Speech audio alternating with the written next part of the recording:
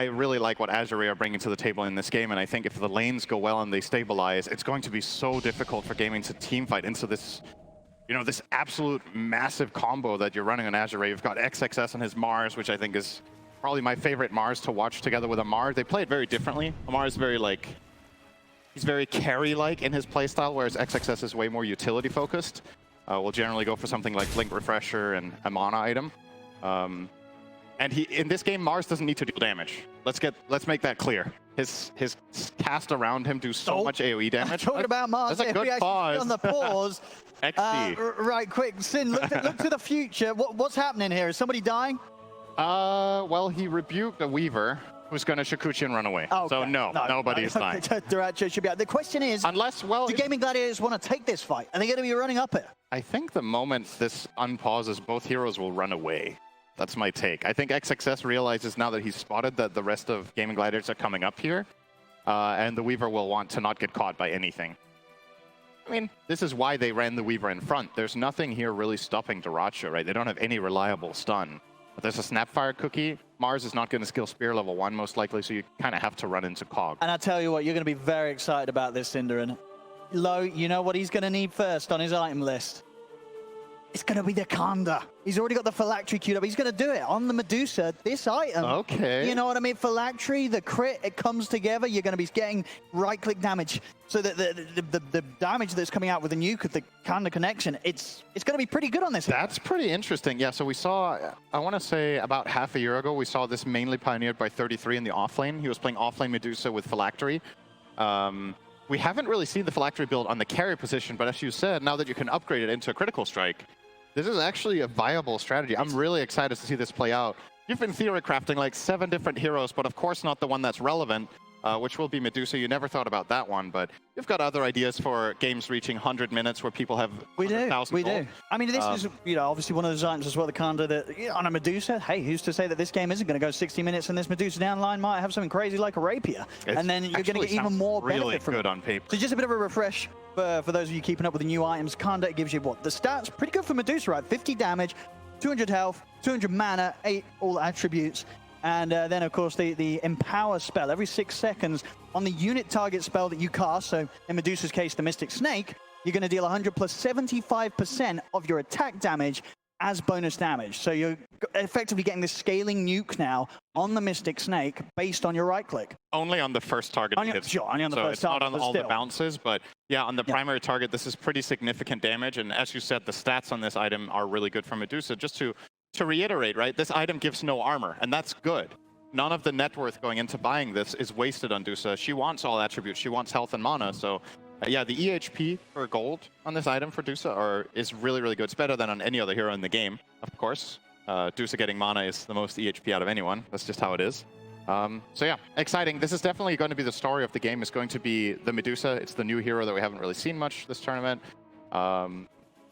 And love to see the creativity. That's what we want to see when there's a new patch like this. It's a high-stakes tournament. The teams have very little time to prep. Who gets the good ideas and who executes on them? Yeah. And who knows? Maybe it turns out this is very bad.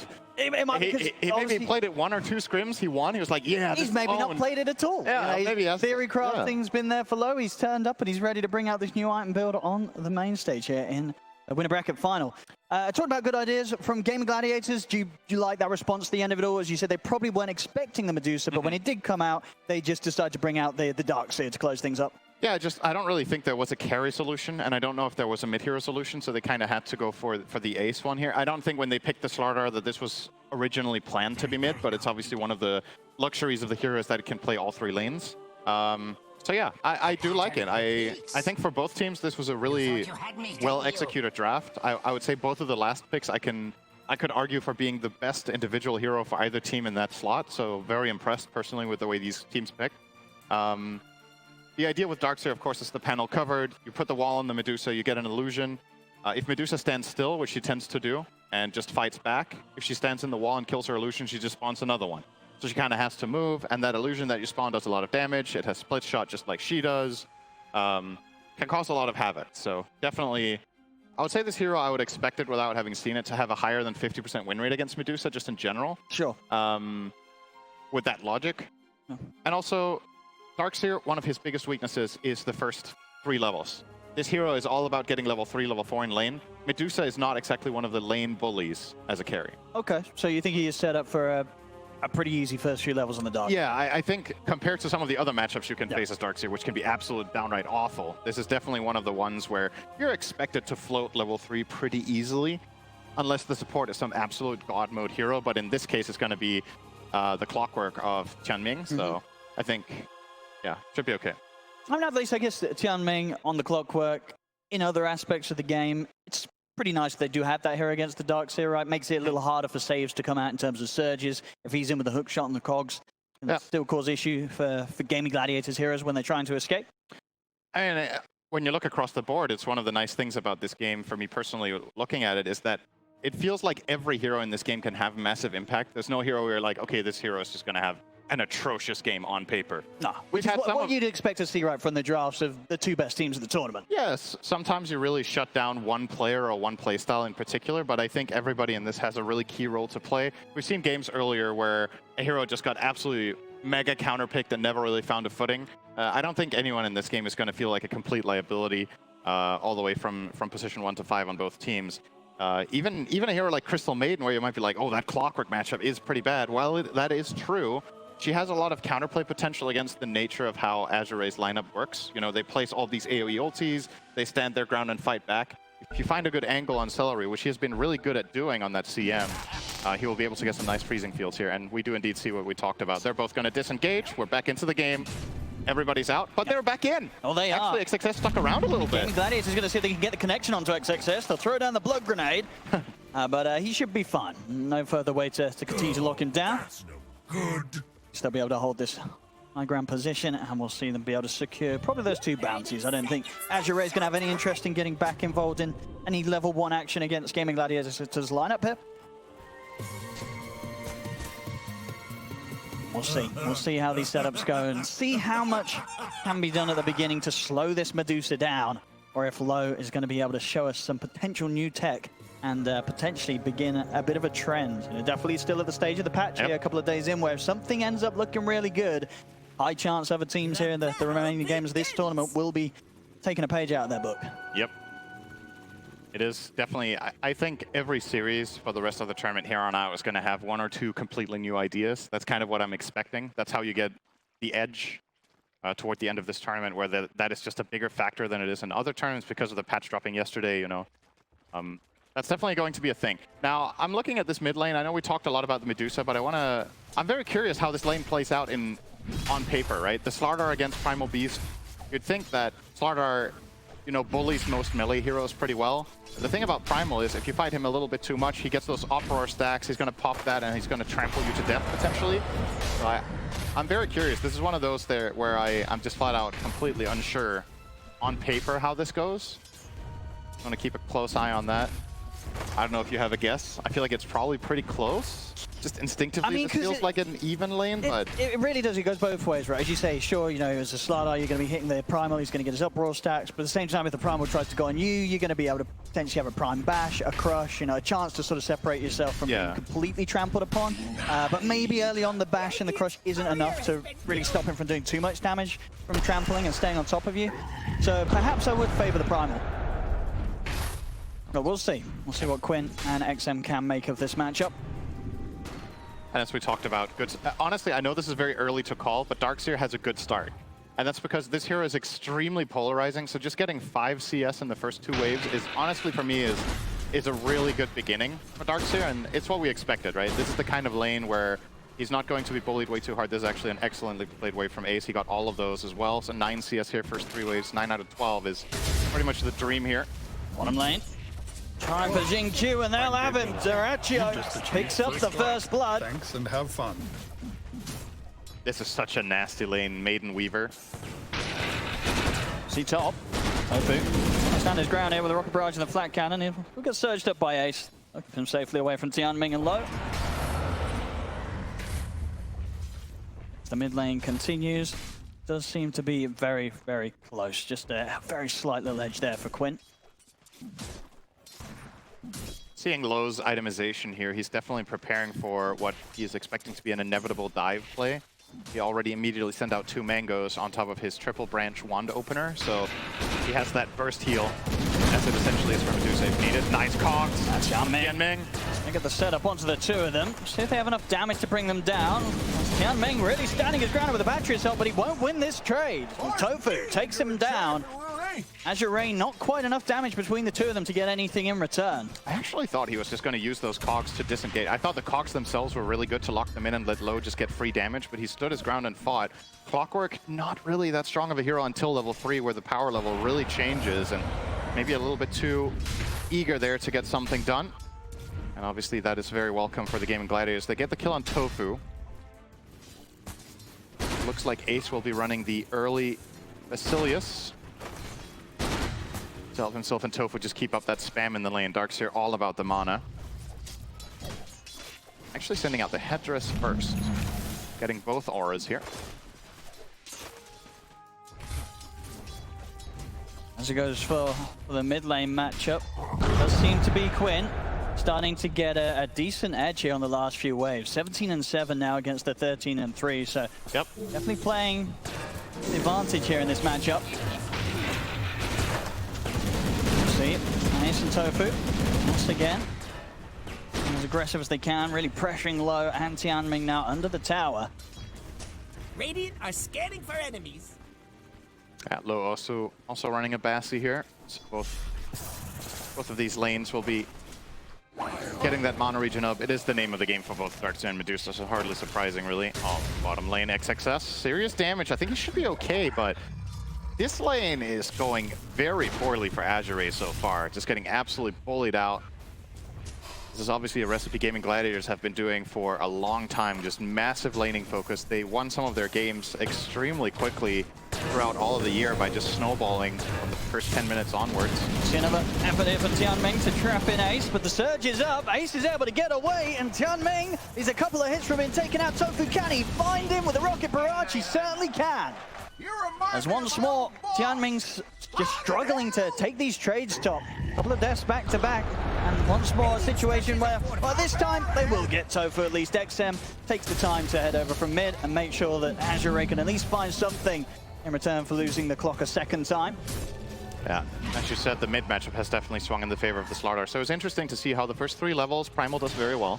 And then ultimately when Quinn gets a couple of levels up in the Crush, and just gets that bit stronger, gets the Gloves of Haste, he's just fighting him out of the lane. So looks like Primal can't truly stand there and fight back, so what XM's going to do, he'll stack the hard camp, farm that with Trample, get the gank onto the Gyro as well, and that way he's still behind the Slardar, but not by a significant amount. It's 300 gold min at 530, it's not too bad.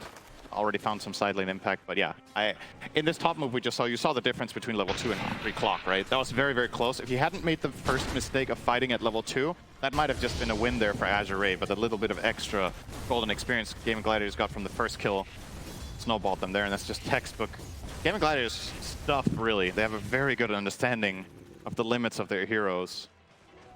Every trade they've taken has favored them by just that little bit, and that's all it takes. Radiant are scanning. That gives them a 1k lead. You just see a bit of focus from Tianming on his respawn to try and chase down Dyrachyo on the bottom lane, but wasn't to be. He's back now up on the top. Maybe seeing if he can get some sort of wraparound setup onto Ace. We'll get the pushback with the cogs, but Ace pretty beefy already at this point with how good the lane has begun for him, so not an easy kill for them to really target.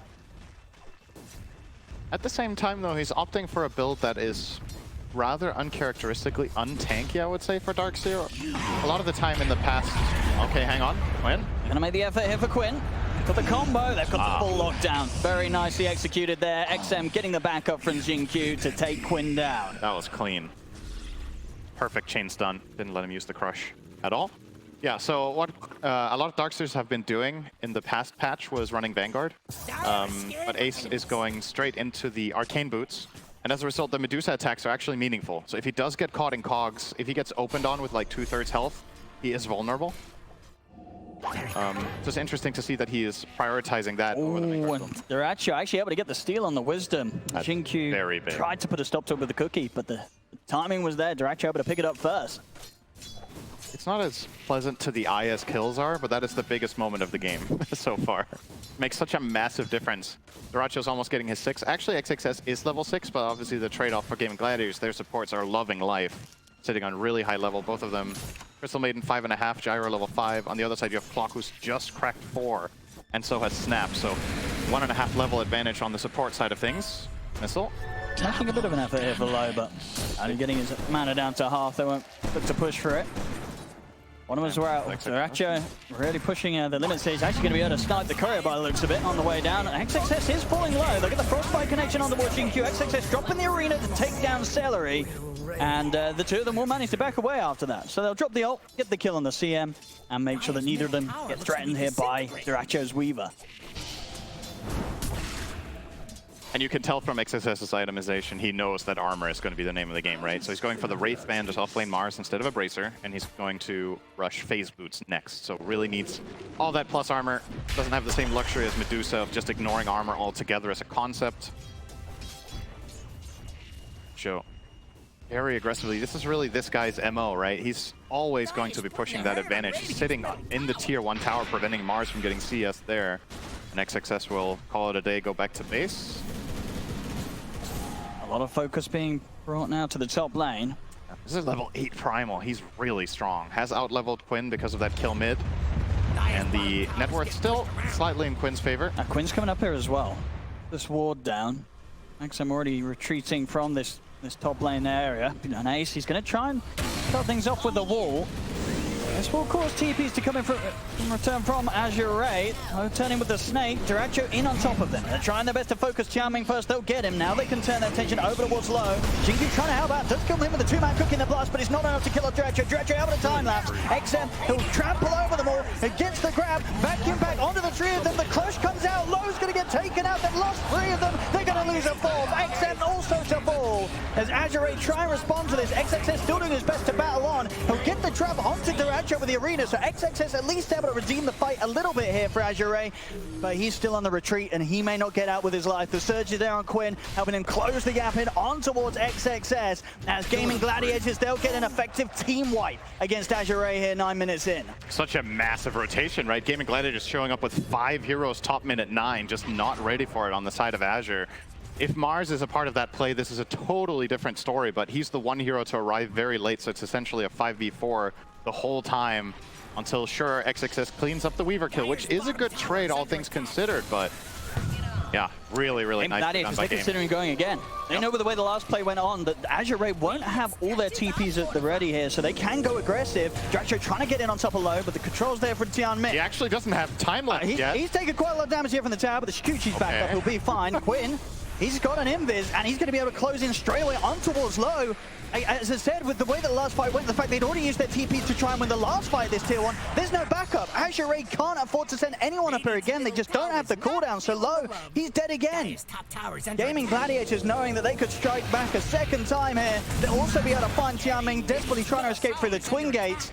Not the part of the map that Low and Tianmin could afford to come back to Sind after that one. And this lines up really well as well with the siege creep, right? So this is a 10-minute wave, and Ace will be able to tank this tower for quite a while for his siege if he wants to. Actually choosing to back off a little bit surprising well, Dyrachyo's feeling strong. He's going to try and set up with XXS. Tries with the arena cover, but the spear's off the mark. There's still with a grab here from XM. Time-lapse, it's available. Dyrachyo able to get back pretty much up to full HP. As Gaimin Gladiators, they look to be on track to be taking another fight. Xingqiu and XX both falling low. They'll be able to finish off Tofu with the spear, but Dyrachyo, he'll find Xingqiu. He's going to look to chase down XXS. The Shikuchi up again. The Unch of Shadows ticking him down. He'll get the double. Sure, Seleri's lost, but this is a cleanup for Dyrachyo for sure. As Quinn in with the backup. The hook shot is there in time over towards the creep wave. Slick. That might just save his life. We'll see if Dyrachyo's able to dive in for this. Actually, Tianming sort of hovering around a little bit. Quinn is able to jump straight forward across the clogs. Set up for a triple kill on Dyrachyo. They may not even be done yet. Dyrachyo's going to turn towards XM.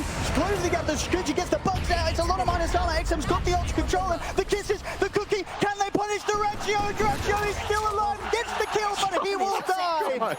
Dyrachyo, though, he'll take that any day of the week. An ultra kill here for the Weaver. Just 12 minutes in coming up on the clock. This is fucking wild, man. That's 2 kills a minute. You love it. Absolutely. I mean, Azure, they're trying their best to deal with these sort of situations, but so far, it's it's been a struggle. Is this just sort of down to the nature of the heroes? Is it the way that Gaimin Gladiators are kind of forcing these fights maybe in manners that Azure aren't fully prepared for? I definitely think a little bit of the problem is the anti-synergy between Clockwork and Primal. I think you need to be very careful with how you place cogs. And it's go, go, go. I think we've had 2 moments now where the cogs are placed and Primal Beats charges through and he just doesn't place himself correctly, so he can't get on the hero inside the cog. Oh, talking about the Clockwork, Tianming. He's gone. Nice and easy. Not the biggest kill for this smoke for Gaimin, but just maintaining this absolutely relentless aggression. 5k up now, minute 13. Correct me if I'm wrong, this is reminding me of Gaimin Gladiators against Azure at TI. It was a different roster, right? But I do think they absolutely obliterated the Oregon, like 2 games of 20 minutes. And they're just finding kills across the map, and it's at the point now where Quinn, he's just getting solo kills. Jinku tries to push out the mid lane. Quinn quick with the TP and the blink in. Too easy. Another kill for him. As you know, Quinn's map movements have been fantastic this game. They're sort of going back to that, 9 minutes when that huge fight kicked off on the top lane. He gets up there with the team. He's down bottom. He's back up top. He's over the mid. This mid slider, it's been everywhere already in just the first 13 minutes of play. And all of this for me really comes back to the choice from Gaimin to go S5 top minute 9, right? It really started the snowball here. Quinn going in deep, but will back off at the right time. He's got a lot of backup though here, Quinn. XXS, does he want to try and set up a fight here with the arena? Do they want to look to go for Ace or seleri? We'll see what XXS opts for. Onto the side, they'll go for the easier pickoff. They'll catch Tofu, they'll drop the arena, XXS, but Quinn's just in on top of him and completely destroys him. XXS gone in an instant. And Tofu didn't even die. They didn't have enough damage. Popped the drums, ran out, got mech'd, I think, as well. Dire scared for enemies. So here's the challenge for Azure. It's very clear. Oh yeah, they lost the Wisdom Rune again. So it's very clear what Gaimin Gladiators are doing, right? They're invading your jungle, they're playing tight and just effectively denying you a percentage of the map that you usually have access to. You have 2 choices. Either you run into them in a smoke and try to find an initiation and win a fight to get the area back, or you give up that area and try to mirror and do the same thing bottom. Which hasn't really seemed to be Azure's approach to this. They keep running into fighting them. See the way that the Ancient was being pulled out to the side. They make the jump. Lowe's going to get cookied out to the side. XM charging forward, trying to hold back Dyrachyo and Ace, but Lowe is falling out of mana. Dyrachyo's in on top of him. Lowe goes down. Maybe they can get Ace in return. No, they can't. He's able to block the heal, head out of there. Jump forward from Quinn. He's in with a crush onto Tianming. Dyrachyo, he's even pushing on for more. They'll get the second. XM had to try and charge away back up the high ground. Dyrachyo, Shikuchi's out. They can't even punish the Weaver. Dyrachyo lives. Everyone lives on Gaimin Gladiators. As once again, they're not even done. Quinn, he's diving up to the high ground under the tier 3. He's going for XM. He's going for probably the both of them if he can survive for this. He'll take it down XM with the help of Ace in the Iron Shell. Will die for this. But once again, sort of a 4-for-1 trade. We saw down bottom, you know, Dyrachyo had a bit of action, bit of fun with the dive, getting away with an ultra kill. And it wasn't quite an ultra kill, but 4 heroes did die on Azure there. And, you know, Quinn, he wanted to keep it going there with the dive up to the high ground. Honestly, some evolved caveman Dota here from Dyrachyo as well as Quinn. Literally, see hero go. But they get away with it. I mean, yeah, sure, Quinn does die in the end, but the trade-offs that they get in this fight. Worth it. What an insane freezing field, by the way. Seleri finds an angle in the tree line where Clock can't get to with the battery assault to intercept it. So you get a full freezing field off there in the trees. Very well done. I mean, just 15 minutes in, under tier 4s. Nice Solar Crest obviously got them the counter kill, right? That barrier being placed onto the Primal. Yeah, was nice from Jinku, but... I did let him live that little extra longer. I mean, of course, Gaimin Gladiators, as soon as they're all back up, they're ready to go again. I will say... Oh, he's kind of far here. Underneath the tier 2, pretty far out in the middle lane. He'll get the Stone Gaze off, but the wall is down upon him. He's dead again. Not a chance here for Lowe. As Azure, they're really slipping farther and farther behind. I mean, maybe if these were sort of situations where it's the 4 of them outside of Lowe getting caught, there would be some hope here for the Medusa lineup. They're going to try and fight with a good arena. They've got the combo and onto Quinn. Quinn caught and taken out, finally.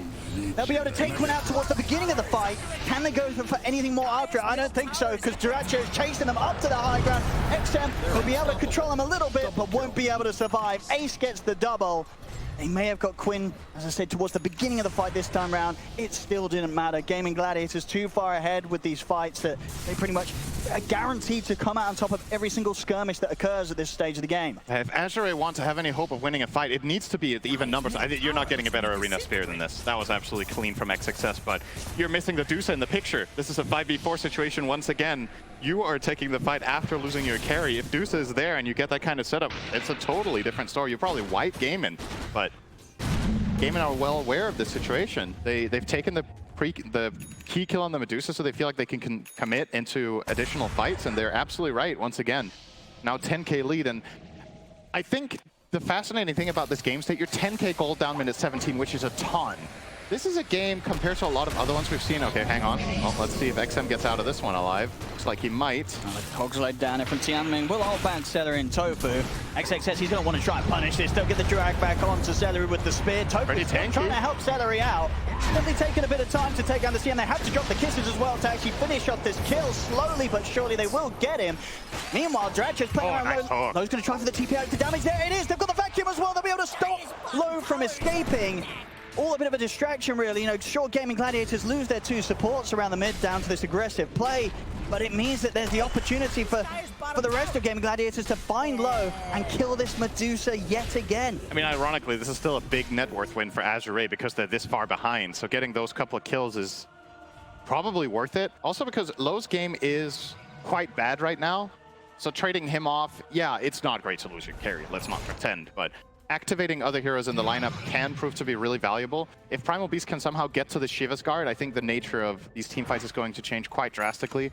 We've seen how powerful this item is in the new patch with the amp is great for the Primal. He gets 20 armor against these minus armor heroes, so he's going to be able to stand his ground way more. And what I was getting at before when I said it's 10k 17 minutes, which is usually a death sentence for most lineups, the nature of this game, it feels like this is the kind of game Azure can win if they get one good team fight. They don't need to be even. I actually think being behind is okay. This is perhaps stretching it a little bit being this far behind, but their lineup definitely has a pretty good chance if they manage to find some sort of good setup. But it is going to come down to finding, you know, a big ult from the Mars, getting the key items up, particularly armor. And of course, not going to be any easier when you're fighting into an Aegis. It's going to come the way of probably the Weaver, you would imagine. Dyrachyo is playing super aggressive. And you were discussing in the beginning of the game, is Darkseer going to be an amazing pick? I mean, so far, top net worth, 6-0 and 13. True, Ace has done a lot. And he's in... The thing that always happens with Darkseer, I feel like in every game, he has this incredible, almost invisible impact. Ion shields have done a ton of damage if you look at a breakdown. I'm sure in this game, the wall is, you know, kind of hidden. So this might not look like that much, but keep in mind, he himself is... all of his damage is shell, almost, right? And if you're itemizing all this plus armor on these heroes, the magic damage on the enemy team is going to be fully effective. As we saw pointed out there by the observers, the damage of Crystal Maiden is massive. Nobody on the Dire side is buying magic resist, right? You have to buy armor. So this is also a beauty of this lineup, that there's no be-all, end-all item that you can solve both problems with. I'm actually surprised he had that little damage, I'll be honest. When we saw the break, I'm like, really? XXS. Going for Tofu. Now that's dropped the kisses as well. It may just be a jar of support, but still takes an awful lot to take down at this moment. And of course, Gaimin Gladiators, they'll try and find something in return. They get the jump in onto XXS. If they want to go for more here under the tier 2 tower, Quinn. He's in onto XM. Ace setting up, gets the wall drop down onto Low. As XM, they're going to get XM. They may even get more because Dyrachyo, he's already all the way up to Xingqiu. He's going past the tier 3, knows he can play aggressive here with the time lapse to back off if necessary. He'll now pop it to get the heal off. Low's going to get Cookie back, but he's getting bashed down low. He's now out of mana. A couple more hits will do it, and there it is. Dyrachyo takes Low down. 3 dead. They just cannot fight them right now. Middle tower is under attack. But at the same time, they have no choice. They just don't have access to the map. So it is going to come down to, can you find that perfect fight? And Gaimin just isn't giving it to them. Just playing it so clean. 21 minutes in, I think, okay, this time around, Xingqiu was able to get out on the map and make sure that Dyrachyo wasn't able to steal another Wisdom Rune. See if it might cost him his life. Nothing comes for free, Owen. Connect, and indeed, he's going to be gone. Quinn, he can look for the jump. There it is, the 3-man crush into the vacuum. Gaimin Gladiators, they're looking to clean up once more. Okay. Ace is going to come charging across, gets the grab on towards Ace, so it's something. Can they find anything out there? Tianming's gone, Seleri lays down the ult. It's going to be another cleanup again here for Gaimin Gladiators. every single trade easily going Gaming's way. And I hate to sound like a broken record, but we have still yet to see Azure with a full combo. There hasn't been a Mars Arena plus Stone Gaze the whole game. I think he skilled Stone Gaze on level, I want to say 9 or something. It was very late into the game and didn't really manage to find much impact with it just yet. And it just goes to show Gaimin Gladiator's approach to fights being so clean. They keep fishing, you know. They send in this one Weaver, they send in this one Slaughter to start off. You don't want to Stone Gaze in Arena that. You want the bigger pick. Okay, this is gonna work. Underestimate the new momentum. XX is going to get the jump against the spear as well. What's Dyrachyo? That's the Aegis gone. Tofu also to fall. And they go for a second round on Dyrachyo. That's the question. EQ stepping up. He'll get the dust off. Dyrachyo's just going to go full aggressive. He knows he's got Quinn backing him up here. Jumps in, gets the crush up on towards XXS. They'll take him out. Will indeed find Jinkyu as well. And poor old Tianming, he tried to come round through the backlines to help out in this fight, but he'll only just get taken out as well. Triple kill for Dyrachyo. And Low nowhere to be found. He's farming top on the Medusa, looking for this comeback time that is not available. And Gaimin just taking advantage once again of this numbers advantage, just gonna easily get one lane of barracks here, nothing stopping them. This, even though they don't have the most obviously great siege heroes, still just farmed up enough to do it. Regardless, in these 15 seconds, this lane's gone. That's a wild one. What a clean game. 23 minutes in. 50 kills in 23 minutes, and Gaimin Gladiators account for about 3/4 of them. Nothing stopping them, just objective to objective, and of course, talked about the defensive items on the side of Azure. Worth highlighting just how much impact Ace is having with these auras, right? He's gone the Greaves plus Pipe. On the Crystal Maiden, you have Solar Crest and Vlad's. All of these auras glimmer on the gyro. He has Veil for the MPS drums. They've got all of the tempo team items that you could imagine in their team, with the exception of Crimson Guard. Which ironically, you know, would be pretty good against Medusa, but guess who isn't showing up to the fights and doing anything? It kind of would have been a waste. So, My pension. I went for a bit of a smoke there, Azure. Maybe seeing if they could get the catch onto one of these supports. You said with the farm though that Tofu and Seleri have, they're just not easy kills. Seeing comparatively to the cause of Azure, these two supports, I mean, Gaimin Gladiators, they're pretty much a team fight away from their supports being ahead of the cause of Azure.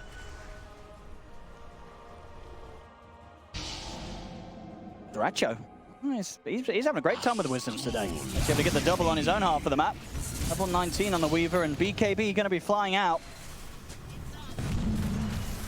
The rest of his team already set up around the mid. See if they can find a chance to jump. We're getting the next few items out, at least for Azure. XM is able to finish off his Shivas. Trying for Ace, but the hook shot not there. might have been a blessing in disguise. I think this could have ended I really think Quinn poorly. might still end poorly for them as Quinn tries to jump forward. Cogs are there in time. At the least, they'll live this time round, Azure. But look at their heroes on the map, right? There's just nothing gained. They're completely stuck inside their base. Low, not even close to a butterfly. 25 minutes in with Manta only to go. It's a very poor Medusa. Is there anything big coming up, really? So Mars is close to BKB, which is going to be a help. But it's not going to solve the damage issues that they have. Low. He's got to get out of here. Oh. TP there in time. They don't have eyes on him, so Low will be fine. Champing might not be so lucky. Probably not so much, and has he made some sort of cute hookshot play to get away? Oh, the blood grenade. He tried his best. That he's got. Meanwhile, in the base, Dyrachyo going for XM. Ace is here to help out. XM desperately trying to get towards the fountain, at least the safety of it, and it will be there, so he'll live this time round. Tianming and Gaimin Gladiators with the number advantage, they can look to go high ground. The mid-tier 3 under threat. Got the fortification, Azure. Dyrachyo still poking at them. Not fearful at all of whatever they may throw at him, with the BKB now finished on this Weaver. They'll jump him. They'll look for the combo. Have they got anywhere near enough to burst in? The cookie's there. The whole jump comes through. They have. They've been able to 100 to 0. Dyrachyo Dyrachyo, can they get anything more? They've lost XXS in return. The wall's been dropped down. This is coming in from Jinkyu. Tofu trying to approach in the middle of the wall. Pops the Shivas. Quinn's in with a crush. Triple kill here for the Slardar. And Quinn, he's hungry for more. Goes over towards Jinkyu and XF under the tier 4. They're going to be able to take out the both of them. The crush is there. Double kill for Tofu. As Azure, they're just too far behind. It doesn't matter if they can take out Dyrachyo at the start of this fight. At the end of the day, having just 4 heroes on Gaimin Gladiators, that's more than enough to take on the full 5 of Azure. When's the last time you saw a gyro with Shiva Zone? It's been a while. This is probably a build you did last patch when it wasn't good, but now that it's actually interesting, who is gonna go for it? He's having a great time. Goodness. I don't know if he'll be able to get it 27 minutes into a game again. You know, he's hit some insane timings this game. Both of the supports have Tofu and Seleri, of how much they've been able to get from this constant fighting that they as a team have come out on top of. You'd think they had track gold, being 30k ahead minute 27 just from fighting primarily. Nobody on their side has like absurd amounts of CS, I would say. That nobody's even cracked 200, which is quite unusual at pro level of play. 28 minutes in, Quinn. it's not okay. 3-man crushes there, they're ready to go again. They get the vacuum on the one, the two of them. XM gets completely shredded. Dyrachyo heads in and takes out Tianming. Azure on the retreat, low dying in a couple of hits. It's over. GG is called. Gaimin Gladiators absolutely stomping Azure here in this game 1. Dyrachyo ending with another ultra kill. In 28 minutes, 46-16, 34k net worth lead here for Gaimin Gladiators. This was an insane performance from the Sind.